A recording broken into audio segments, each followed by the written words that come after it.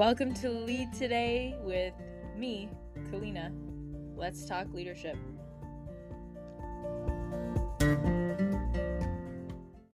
Hello and welcome back. I thought I had done an episode like this, but it's a long time coming surrounding, do you even need a career coach? What I might have in the past, but it's been a long time, and I've certainly answered the question of what do you expect from a coaching session, at least from my perspective. I would like to run through a program that I know of, so I won't name it, but I want to walk through what you can expect from most career coaches, and I'll walk through someone else's program as an analysis and give you some pros and cons of what it'd be like to work with them versus me versus others, because there's so many different distinctions in Canada and in the US, actually, depending on if you have an employer, what they cover, what your insurance covers. Do you have either extended benefits in Canada, or do you have an employer-assisted program of some kind that offers therapy and coaching and or counseling? There are the logistics of this when it comes to, is my employer going to pay for this kind of help, or am I paying out of pocket? So I want to go into a little bit of, okay, what do you need a career coach? And if you think you do because you're burnt out, not loving what you're doing, I want to walk through, well, what your options are. So if we start with the benefits discussion, I would say ask your employer. It's such a broad, really wide-ranging area, which I know doesn't necessarily help you because I can't know your coverage from here at the moment. That being said, oftentimes in Canada, if you have extended coverage of insurance of some sort, normally that's going to mean counselors or therapists. And so the program that I'll go through is a Canadian program and is one that is selling the angle of we are counselors. And so you can claim some of this through insurance. So get your facts straight about what coverage you have first and foremost, because then evaluating your options is going to be much easier. That doesn't answer the question of, do you need a career coach? But it does answer, okay, if you're leaning in that direction, how do you get it compensated, or do you? You're looking at, depending on how much support, I mean, there's just, again, a wide range of, are you willing to self-study? Are you willing to do this yourself? Or how much one-on-one support do you want? On average, you're looking at $200 to $250 an hour or so. That's Canadian or US. Some are less, some are more. You can get more bang for your buck if you go to different providers when it comes to, hey, I want someone to look at my resume, which is not really career coaching, right? Some of these packages will bundle stuff like that in. So, hey, we'll look at your LinkedIn, we'll look at your resume. Some providers will do psychometric or personality assessments. If you know anything about me, I'm a little bit up in the air on those assessments. The one that resonates with me most is the Enneagram, and I just did a huge series about all the different types, and would highly recommend you take my free assessment because it was developed very thoughtfully and it's free, and you can get your type and you can look into it. So, but that will look into your nature. And so when people, right, if you're looking at, do I need a career coach? It's like, should I be a teacher or a nurse kind of thing? Well, a personality assessment isn't necessarily going to spit out, okay, you're meant to be a botanist. But, even in my undergrad, we did that. We did an assessment like that. And it told me, whatever, marketing, sales, leadership, like this broad. The issue with assessments, right, is you're going to get this kind of broad answer. They might tell you some of your strengths and weaknesses. This depends on how in tune you are with yourself. Because could you in 5-10 minutes, if I said, hey, take 5 minutes right now and write down a list of your strengths and weaknesses, or hey, take 5 minutes now and write down, your ideal mix of work from home or work in person, or, are you trying to be fully remote and a distributed team? Are you cool with working with people in a bunch of different time zones? Or do you want to be with, a company where everybody's in the office and they all live within the same city?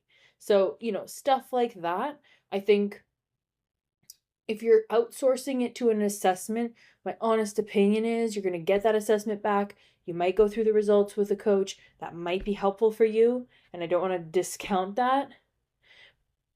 But you just have to be willing to pay for that experience. And that is something you're going to pay for. So you can go the route of pay for that, do the assessment, essentially be told the things that you're answering the assessment, right? So the answers because you're giving the answers and they're just giving you back what you've said. And the same is true for the Enneagram. And I've said it, right? The Enneagram is not this fix your life thing. What an assessment will do for you is show you a bit of a mirror. So it's just it's reflecting back who you are telling the assessment you are, right? And so we like to do that. We like quizzes, people like that sort of thing. As a coach, my first assumption is you have the resources within you. And when I work with people one-on-one, and when coaches that work with me work one-on-one, that's such a huge assumption, right? Which is that an assessment, you don't need anything other than you to generate these insights, but you need this space. And so do you need a coach? Well, if you're working a full-time job and you're struggling to carve out time to find your next job, then maybe. And that's probably the biggest thing that a coach will give you is you're paying to create the space to make this a priority. It's the same thing as getting a trainer. Could you do the workouts from home by yourself with YouTube videos? Yes. Are there free resources online for you to figure out what you want to do with yourself? I mean, there's a Road Trip Nation book. I've linked it before. I think if you're soul searching, the exercises in this book alone will take you from, what do I care about to really giving you some direction. You've got to be willing to do the work. And so what is conducive to you getting clear on this stuff? Are you a sit alone, journal, meditate? Are you a research, figure out options, look at jobs, and then get inspiration? Are you a person that wants to talk to a bunch of people in the space and get insights that way? What's your approach? Is it through reading? Is it through connecting with people? Is it through some soul searching, writing type exercises? You've got to know what works for you. And so coaching and these programs often will mix in a little bit of everything. So you'll have maybe an assessment of some sort that gives you a bit of clarity that says you're a type this or you're meant for that. And it's a jumping off point for you and your coach to then say, okay, here's what this is saying. What do you think about that? What direction have you been leaning in? And really, if you're doing one-on-one sessions, that is, an hour or 30 minutes or 45 minutes or whatever the session length is of space for you to really consider this stuff. So if you are struggling to make space for this in your life, then yeah, you need a career coach because it's going to be another human being who's helping you to create the space on a regular basis and helping you with accountability. Okay, I'll look into 1, 2, 3 for next time, or I will take steps, whatever, 4, 5, 6, and you have somebody checking in. So the benefit of a coach, I think that the two main ones really are that space to reflect, consider, make plans. It's that 1 hour for you a week or every 2 weeks where you're having to focus on it. That's why we have meetings at work. That's why we have check-ins with a club, or anything that you do is going to require regular touch points for you to see progress. So if resources, and I've said this as well, it's in my book, Memorable lessons to leave a legacy. The three biggest excuses I see, right? Time, money, experience. So someone will come to me, they'll say, I don't have the time. Okay, a coach is going to make sure that you're making the time, at least for the sessions. That doesn't mean a coach is going to do the job search for you. I really want you to consider this. It's so critical. If you want someone to find jobs for you, that is not a career coach. Do not do it. Go get a recruiter. Tell them the industry, the type of role, the salary requirements, give them some criteria, and get that recruiter on the hunt for you. Or get a LinkedIn search, save the search, get those updates on the roles that you're looking for, right? That's a different thing. So are you soul searching / wanting an accountability partner? So it's like, I'm not sure what I want to do next, and I also need accountability help. Then get a real human involved. If you're like, I don't know what to do, I can do it myself. Like, I will do the work. I will, every Tuesday evening, I'll sit down and I'll do it, but I don't know what to do. Then it's a resources question. And in that case, I mean, I have so many resources, and there's so many resources online, and every coach will have their approach, and you got to figure out, what you resonate with. But I can absolutely, again, the Road Trip Nation book, the 2-Hour Job Search, like those two books alone are going to set you leaps and bounds ahead and really get you out of your head about thinking, oh, I need to just apply all over the place. Resume spamming is just not going to do it. It's just not. Okay? Yes, you need to optimize your resume for LinkedIn. Is that a service I'd pay for? Yeah, maybe, if you're finding that the resume is really blocking you. But 2-Hour Job Search is really the way to go, the gold standard of how do I actually look for the role once I know what role I want. So in terms of steps, right, it's like, okay, what role do you want? That's like environment we talked about. Is it remote? Is it in person? What's the role actually called? There are usually variations of roles, right? Most companies will post, unless you're like accountant level 1, like unless it's something really linear, companies will have a variety of ways that they describe a role. So figure out the variations, make a list of companies that you're interested in working with, and then see if they have open roles. Make a list of contacts at those companies that you know or do not know. This is all in the 2-Hour Job Search. I will link this resource along with Road Trip Nation. Road Trip Nation's book is the soul searching component of what skills, what industries, what interests me.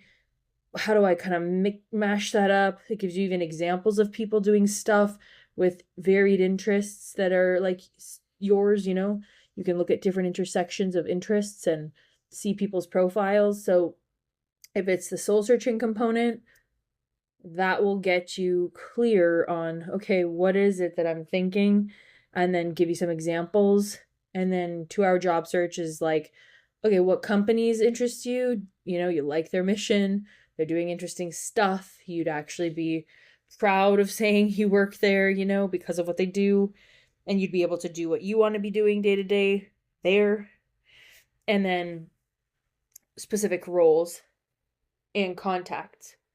So if it's, I don't know what to do, that excuse just doesn't hold up, because there's so many resources. I can give you some right now, and if you don't like them, you can seek others out. So resources, I can give them to you for free in this moment, and you can go and figure that out on your own. If it's, okay, I know what to do, it's been weeks and I'm not doing it because I'm busy, that's the time excuse. And I say excuse, don't get freaked out, right? It's like everybody makes excuses for themselves because change is hard, and it's really easy to get comfortable. And like the paycheck that you have right now, there's a sense of stability. Your life is working more or less. And so there's a level of discomfort in not loving what you're doing, but there's a level of comfort in, okay, but I get this paycheck. I know what to expect. I know what I'm doing. And there's comfort in that. So it's okay.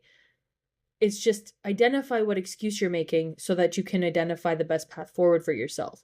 Do I need a coach? Well, okay, if it's a resources question, no, because if you're going to be self-guided and you're willing to do this on your own predominantly, then I'll give you resources and you can go do that. And you don't need somebody to talk you through. If it's time, then accountability is the biggest thing. And you are absolutely in good company, because everybody, including myself, needs a coach and needs somebody to keep them on track with their bigger goals, because life does get in the way. Health, family, different commitments, things pulling your attention in 100 different directions.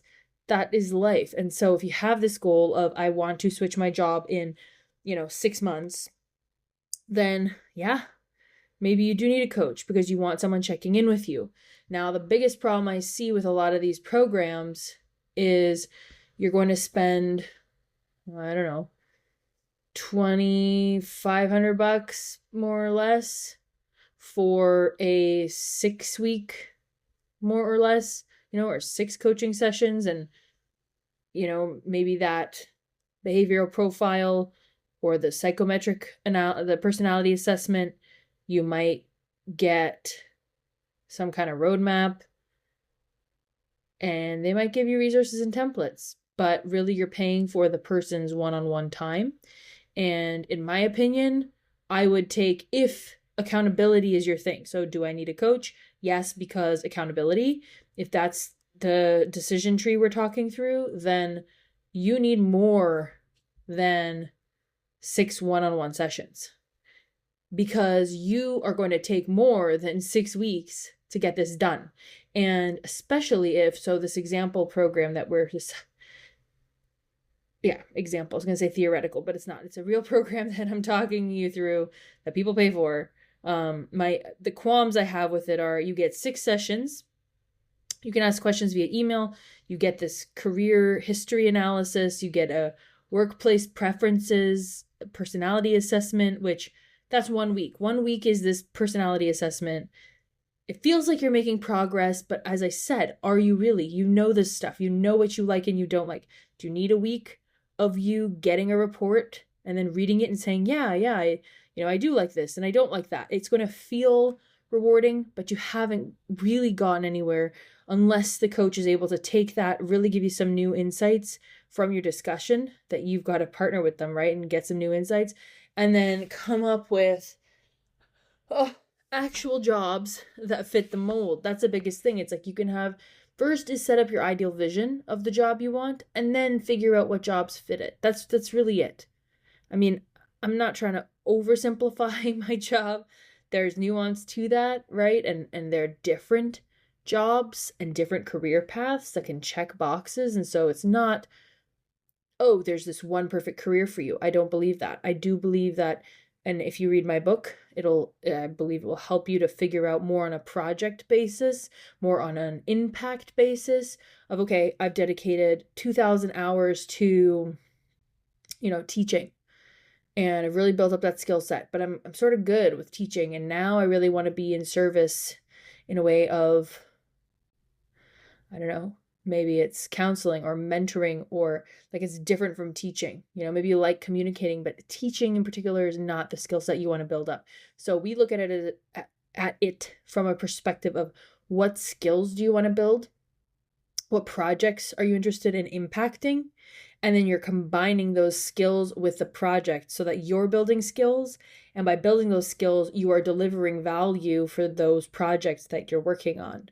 And so that's how I see it, because no matter what company it is, you are building your portfolio of what you've impacted via these different organizations, just as these organizations are really using you for your skill set to deliver on particular goals and objectives they have.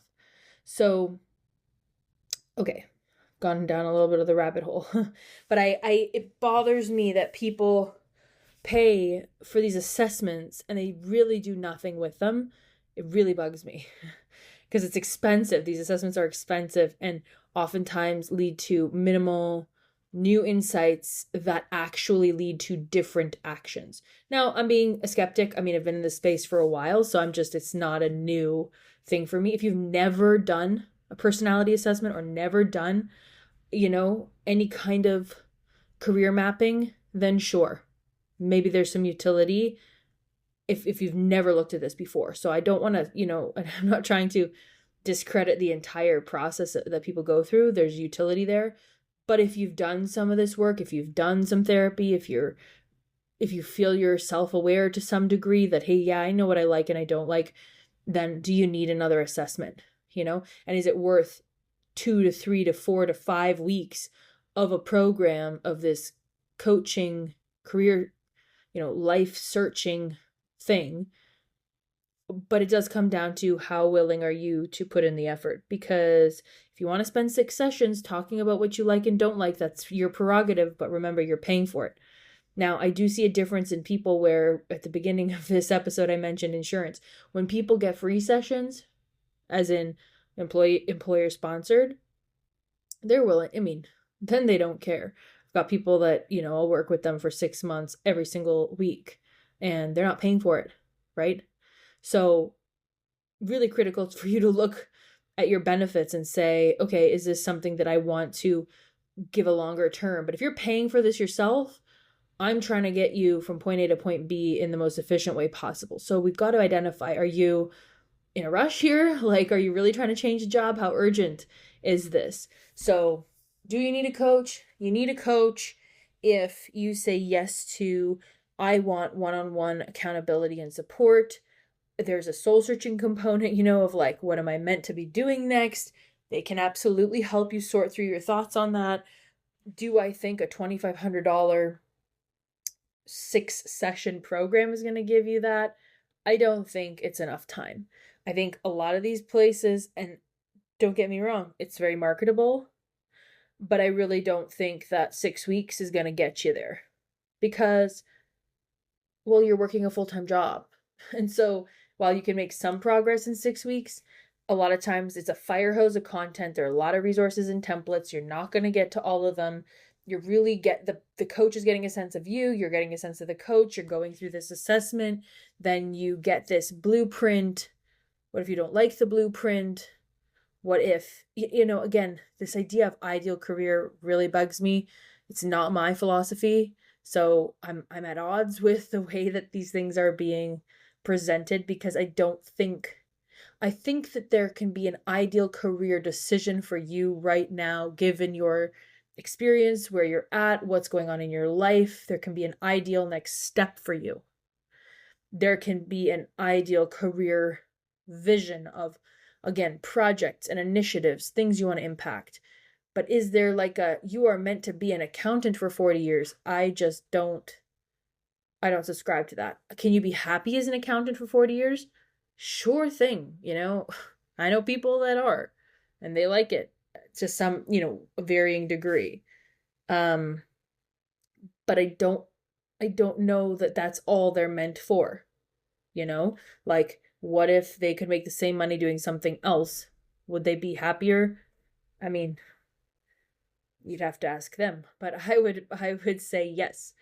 I don't think there's one particular role, especially, if you have a family, if you have other interests, if your career isn't the only thing in your life, then, there's no way that your career is the only way you're impacting in the world. You're impacting through your relationships. You're impacting through the different causes or different activities you do, the different hobbies.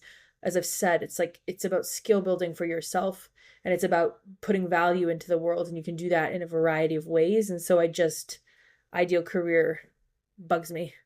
As somebody that has listened for hours and thousands of hours to people trying to get clear on where they should spend their time. So to me, it's a question of, where are you spending your time? Is the way you're spending your time now not fulfilling? Let's look at the things you want to spend your time on. And so if we go that's like the ground level of, okay, when you're looking at roles, do these roles, when you look at the nitty gritty of them, the responsibilities, the daily responsibilities, are those things you want to be doing daily? Because that's what a job really is. You're going to have a set of things that you're doing on repeat daily. Okay, maybe days are different, right? But you have a certain skill set.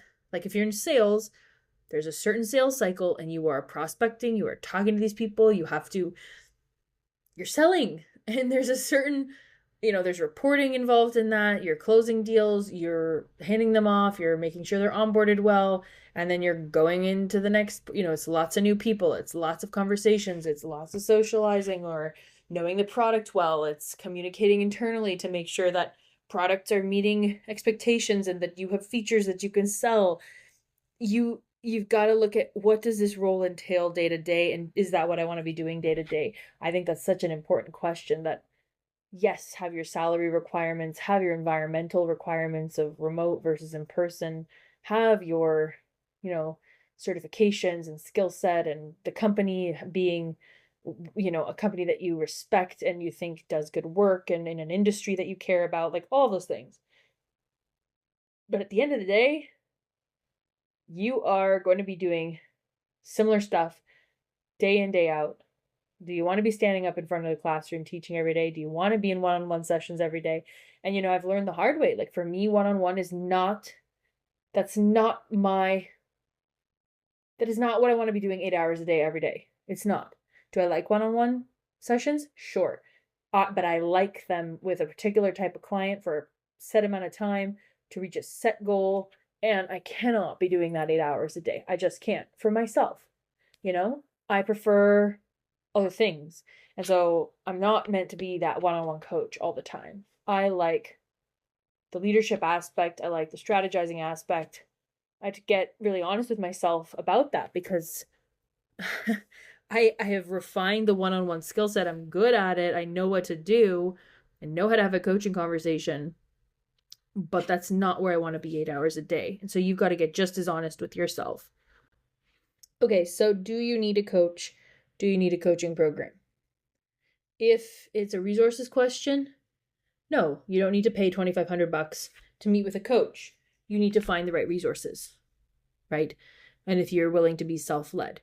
If you feel that you don't thrive in that and that you'll just kind of you'll pay for some kind of resources, a book or a course or whatever, but then you won't touch it again, then it leads us to number 2, which is, okay, I do need accountability, which is then, yes, you do want either a group or a one-on-one.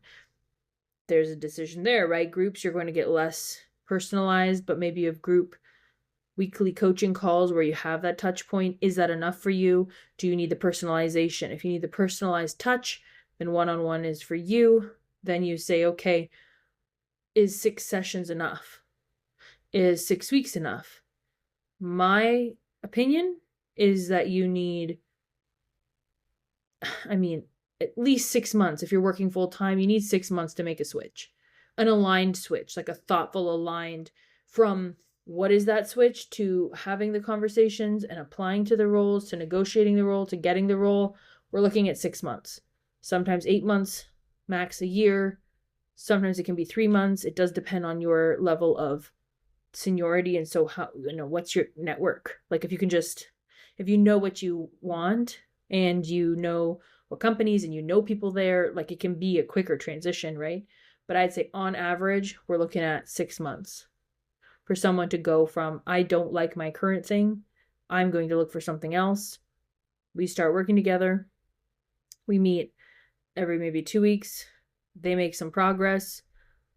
In those 2 weeks, they set out some action steps. They set up some conversations with people. They follow the 2-hour job search process. They go through some road trip nation exercises. Like, again, this one program that we're riffing off of here, a named program. It's like the first week 1, 2, 3, 4, 5, and 6 are all just to get your ideal career job blueprint and roadmap. So it's just to get you the clarity of what it is you want to do. Okay? So that's this career discovery portion. And the career discovery portion is $2,500 for these 6 sessions, right? And though the psychological assessment, the resources, and figuring out essentially what's next. So there you spend $2,500 and 6 weeks just to get that. I think you could do it. Again, depends how much time per week you want to spend. But let's say a month of those 6 months, you're doing that, give or take. Now you've got another 5 months. Okay, the next package that shows up is a job search accelerator package. Here, you're in for 4 one-on-one sessions. This is, $1,500. And so first of all, 4 weeks, $1,500, 6 weeks, $2,500, right? What are we doing? It's 4 one-on-one sessions versus 6 one-on-one sessions. So you're really, again, remember, you're paying for the time. The resources are there. You get access to them that can be useful, but really it's like, what's the support that's being delivered to me through this package? In a package like that, it's about the one-on-one sessions. So, okay, $1,500 for one-on-one sessions. So you're supposed to be doing these every week. You get an optimization of your LinkedIn profile and resume. Again, if you do this with somebody that's more of a contractor, you'll probably pay a couple $100 for that. And you might get some revisions, you might not. You could look, on Upwork or on LinkedIn for somebody who does something like that. So, do you need that from a coach? Is a coach really the right person? A coach is not often actually so up to date. They can be, I don't want to assume. But a coach's focus is not editing LinkedIn, right?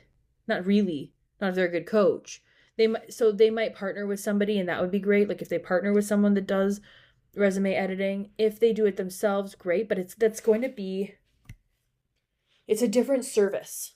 Like editing your resume for you, optimizing it for AI and optimizing it for the roles you want, and optimizing your LinkedIn is a different service. It's a consulting service. It's a telling you what to do service. Coaching is about asking, it's about getting clarity, right? And it's that, again, thought partnership and the accountability piece. So just know what you're paying for. Do you want to be paying? It's like saying, do you pay the person that, does your hair? Do you pay them the same rate that you pay the person that does your nails? It's two different services. And coaching, that one-on-one, having someone listen to you, or a therapist, right? Or a counselor, that person is charging you $250 an hour. The person that can edit your resume and your LinkedIn is not, they're going to charge you maybe $50 an hour, $75 an hour. So what are you paying per hour for the service? And is that person even the best person to give you that analysis, given what they focus on day in, day out? Are they going to be up to date? Are they going to have the best templates? Maybe if their company and their organization has people doing it, but again, it's always the case. Do you want to pay $1,200 and just have this, or $1,500 and have this all-in-one solution and not have to think about it? Are you, if your insurance is paying for it, then maybe you don't care. And you're like, okay. I mean, some companies, that's something to look into as well. Some companies will absolutely do this for you, and they'll have resume and LinkedIn editing services to support you that you could look into, and free workshops. There's LHH, Lee Hecht Harrison, that does these type of workshops. I know there are clients of mine that will utilize them if they, lay people off, and then they'll give them a package, and they kind of add it as part of the we're firing you perk, I guess. So if you're looking for your own thing, that might not be included, but there are packages, is my point, and you can look for them, and it might be a cheaper option than a career coach who also might not be the best person to be analyzing your LinkedIn and resume. Okay, then it's mastering online application and networking strategies so you secure an interview. Well, that's 1 week, 1 hour. It's not enough time. There's a whole book that I recommend on this, and there's a reason. It's because it's a process, it's iterative. You need to refine it. So your resume is optimized to some degree, but then who you really want to look at your resume at the end of the day? You really want a hiring manager and or a recruiter looking at your resume saying, yeah, this is what we're looking for in this role. Because even the people that are good at LinkedIn and resume optimization, they're not the people that are hiring for the roles. So at the end of the day, what you really want, your best feedback, is going to come from somebody that is actually hiring for the role you want, that is willing to give you feedback, which will not be every person. And that's okay. That's why you make a list of 25 companies. That's why you put out some feelers to have some informational interviews, aka conversations with the people in your actual space. Those are the people that are going to know best, and they will give you, and I've had clients do this repeatedly, and it works amazingly. Get them to give you feedback on your resume. If someone's willing to do that, that's gold, and their opinion matters way more than somebody that generically looks through. Again, there's utility in that.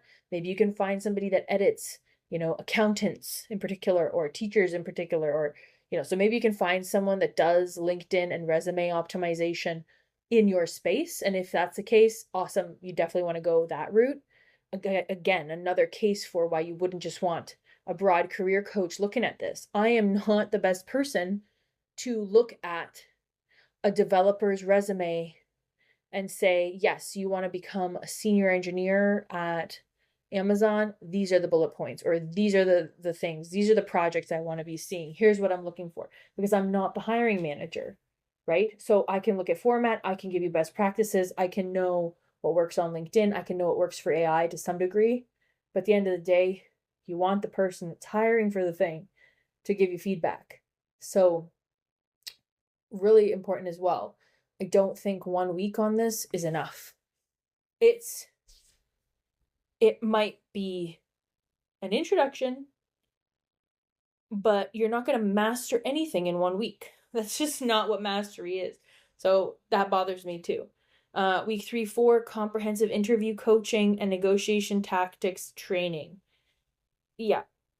2 weeks. I mean, I've done 6 sessions to help senior leaders get promotions into board positions or directorship positions. Interview coaching takes practice, which is more than 1 week. And negotiation tactics, yes, you could get a set of best practices in one session, but again, this stuff is iterative. You're going to want somebody that, let's say again, I said 6 months process. So month 1, you're soul searching, or those 6 weeks, you're soul searching. You're like, okay, here are the companies, here are the roles. This is what I want. These are interesting to me. Maybe they're varied, cool, right? But a bit of a direction. Then month 2, you're figuring out that LinkedIn and resume optimization. You maybe get a consultant to aid you in that. Then you start having these conversations, these informational interviews. You start actually talking to people and figuring out what roles you could actually interview for. Then you're applying to those roles. People are not answering you right away. So that takes a couple weeks, right? You're setting up these calls. You're continuing that for months 2, 3, maybe 4. Like you're hopefully having 1 informational conversation a week, right? Which is leading to, let's say, 1, 2 interviews a month. Like if you can ramp it up, right? How many? You have to have informational interviews to get people to recommend you to roles, maybe even fill you in on roles that are not even posted yet, which are always the best thing, right? That hidden job market. So you're having the conversations, you're finding these roles that work, people are willing to kind of give you another contact or say, hey, this is the best person to talk to, right? Or putting you forward for the role, saying, yeah, here, look, sounds like, you're aligned, happy to forward this along to the hiring manager. I know her from this and this, or whatever, right? Or, it's this department, I can forward it along for you, happy to do that. So you're making that ask in the informational interview, you're moving it along, then you're applying, then you're actually having a first round interview. Maybe you have 2, 3, 4 interviews, right? We're at month 4, 5 here. You're hopefully doing this with multiple employers. So this is the process. This is like dating. This is not, one session on, here's how you're going to be great in an interview. Let's practice. And then you're good. That's just not what this is. This is a process. And my true belief is you need 6 months. And you want that, if it's about accountability, again, you want that person in your corner until you land that job. Because you want to get to the finish line. The finish line is the job. The finish line is, I know what I want to do. I've applied to the roles. I've interviewed for the roles. I've negotiated. And now I have the job. I've signed the offer. That's when we're done. So to me, if it's about accountability, you need that until the end. So just that alone, if you're going to coaching for accountability, 6 sessions or 4 sessions, especially if they are imposed on you weekly, it's just too fast. It's too fast of a pace. The subject matter that we're talking through, I think, is reasonable. Like we've said, figure out what you want. Get the clarity on the direction of where you want to go in your career. Then get your resume and your LinkedIn in alignment with that direction. Then make a list of companies and contacts that align with where you want to be headed. Find the roles that are open that align with what you want. Start having those informational interviews. Fantastic. The steps of what I see in a lot of these coaching programs are good. I just think the timeline, if you're working full time and you're talking about consolidating and getting help with the process, you need that extra level or the extra time for the support. And you could easily, if it's about accountability, do 30-minute sessions. So let's say this, you're paying $2,500 and you're getting 6 hours. Well, okay, you could actually get 12 sessions. And if you did 12 sessions and you did that every 2 weeks, then you've got 24 weeks covered. And that's more looking like 6 months. So you could work with a coach that says, okay, the first session, we got to meet for an hour, get to know you. Maybe you do that psychological assessment of some sort of personality report or whatever they want you to go through. There's utility, you get some clarity. Great. That's a great jumping off point. But then really, I think if you can do weekly in the beginning, it's nice because you build up a cadence, but it's also going to be dependent on, are you actually doing stuff in between, right? So if it's like, okay, now I want, do these exercises from this book or go through this template. And if in a week's time you haven't done it, well, then what are you doing in the next coaching session? You can't move forward, right? Because you haven't gotten the clarity from the first week, right? If week 1 in this thing is, okay, let's figure out your career history and profile. Okay, well, you did that fine. You showed up to the session and you had done the assessment. But then week 2, it's like, okay, well, what's your history? If you haven't written it down, now you're behind a week. Week 3, figure out the job that perfectly aligns to your personality, strengths, and values. Well, okay. Did you spend any time thinking about that? Okay, fine. Maybe you're there. That's 2 weeks dedicated to that. Week 5, 6, get your ideal roadmap. Detailing everything, job titles, potential employers. Great. So if that's a done for you service, again, you have to identify, do you want this done for you? And to what degree do you want it done for you? That's going to indicate how much you pay, and it's going to indicate who you work with. So less done for you, more done by you. If you want it to be done by you, you're going to spend less money, you're going to put more effort. If you want it done for you, the ultimate is getting a recruiter, and maybe a coach, figure out what job you want, and then hand that off to the recruiter, and the recruiter can go and look for those roles for you. So let's say you do this 6-week program, you get the detailed blueprint and roadmap for your career. It's got a list of job titles and employers. You hand that off to a recruiter, they go find you interviews, right? So identify how hands-on or hands-off you want to be in this process, because that's going to make a huge difference, right? If you want other people to help you, then you're paying more and you're doing less. So it's always a factor of how much you're willing to pay, how much support do you want, how much of this are you doing for yourself versus you want done for you. So that's a really critical question to be asking yourself. And it comes down to what's covered for your benefits, what's your budget, how much time do you want to spend on this particular thing, right?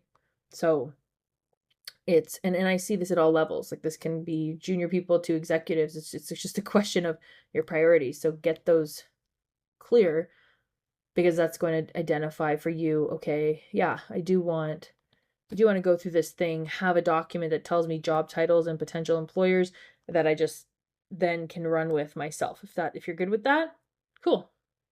Then that makes sense for you. But that's not the end of the process, right? So you're $2,500 in. Now you have this roadmap with job titles and employers. Then you're going into another $1,500. So we're looking at $4,000 overall, 2,500 plus 1,500 for those next 4 weeks on accelerating your job search. Again, my thought is 4 weeks, you have this unlimited email access, but you're not, unless you're very connected in your industry, already have contacts lined up, kind of ready to go. The likelihood that you get that ideal job in 4 weeks, especially if it's a coveted job that's a good job, there are other people applying. They're going to run interviews. Just the interview process alone, and to get an offer and to seal the deal, is a month, right? So if we did month 1 is the soul searching, month 2, 3, 4, you're really doing all these interviews, you're collecting the companies and contacts, you're chatting with people, you're getting into the right position, maybe you're getting some feedback as you go to improve the resume from people that are actually hiring for the job, as you're getting more contacts, and so they're also bringing you in a better direction of, okay, here's the company that makes sense. Oh, this culture works for me. Oh, this department really is what I want. Oh, I thought it was this, but so you're refining. And then, so it's 2, 3, 4, months 2, 3, 4. And then months kind of 4, 5, 6 is when hopefully you're in those interview stages, right? So some people you'll still be having informational interviews, but hopefully you have that trickle down effect of you've applied to jobs, you're in the interview phase, you've got a couple jobs on the hook here that you're in interview, 1, 2, 3. And then month 5, 6, kind of offers are trickling in. So there's definitely a time lag on this. And I just want you to be aware of that. So again, I really want to emphasize, done by you or done for you? Do you just want resources or do you want accountability? If you want accountability, you need somebody that's there for the entirety of this process. And it's not going to be a 2-month process. It's just not, especially if you're working full time, unless you've got a bunch of clarity already, you've got the contacts already, and you're just sort of using this as a leaping off point to get a bit of help. So can you space out the coaching sessions? Because again, 6 plus 4 is 10 coaching sessions. If you can divide those into 30 minutes, then you've got 20 coaching sessions. Then 20 coaching sessions over the span of 24 weeks. I like the sound of that a lot better than 1 hour every week for these kind of 2 months, or 6 weeks plus 4 weeks, so 10 weeks. I like the idea of having more time, because things are going to take more time. So that's my opinion on, do you need a coach, and what kind of coach, and how do you use a coach, and some of these things. Definitely check in with your benefits, see if any of that kind of resume editing stuff, LinkedIn stuff is included anywhere. Some companies have LinkedIn Learning. Check out what's offered for you already. If you're paying out of pocket, how much are you willing to pay? Done by you, done for you. What are you really looking for in terms of accountability or resources, or a mix of both? And then really being honest with yourself about the time. So time, money, and then the third excuse was experience. Now you're going to do that in the soul searching component, where you will come up with, okay, here are my skills. And then really skills are applicable across the board. So if you're trying to make a really big switch, sometimes people say, oh, I can't do it because I'm not qualified in this or that. Now you might actually need some type of certification. That is a whole other timeline, right? So if you're trying to go from, I don't know, from teaching to dentistry, well, that's not even factored into this timeline, because you're going to need some kind of certificate for dental hygienist or whatever. And so the experience piece, we would just want to ask the question, okay, what skills do I have already that can transfer to this? And are there any certifications or requirements that I will need to fulfill in order to be competitive for this job compared to my peers, compared to other applicants? So that's the third pillar, which is kind of outside of any timeline that we've talked about today, because if you need a certification, your timeline could be completely altered based on that certification. If you don't, then hopefully we can kind of use the skills that you've developed in one field and apply them to another. And that's highly, highly common. So don't, just because you've been, a nurse, like you've got so many skills that you can apply in a corporate setting. And a lot of corporate roles won't require huge amounts of certifications. You will have a bachelor's already, right? But you might need to kind of do smaller trainings to get yourself up on a certain software or a certain methodology or but usually business courses, again, unless it's like we're talking an MBA or something, but there are business courses and programs and things that you can, like a Six Sigma program, if you need to learn that. I mean, they're like weekend trainings. Project manager, that training, that's a bit longer of a certification. So we just want to look into, do I need certifications? But that is outside of the timeline and scope of what career coaching budget we're talking about, right? That's like an additional pillar for yourself. So something to consider, but maybe outside of the question of, do I need a coach? So do you need a coach? I mean, I'm biased. If it's a coach, counselor, therapist, I think having someone in your corner, if you have a goal that you want to achieve and that you find yourself not going toward, can be helpful. Ideally, they're there for you from point A to point B so that you actually cross that bridge and get to your desired point B. If that's not possible, you'd like for them to set you up with the skills, right? Give you the resources necessary, but be aware of how much time they're willing to, well, how much time you're getting if you're paying for a package, and realize if that's enough time for you. And also that these packages are malleable. So if they're saying, hey, you're paying me for 4 hours, well, okay, can I do 30-minute sessions? Right? Like, can I extend the timeline so I have support longer? These are things that you can ask. So hopefully a coach is willing to work with you. If it's a group program, you're paying less, you're not getting the one-on-one support. Maybe in that context, you'll have the resources, but the accountability isn't really there because after the 6 weeks, you're sort of on your own. So be honest with yourself about, okay, will I make some progress, but then once the program's done, kind of let it flop?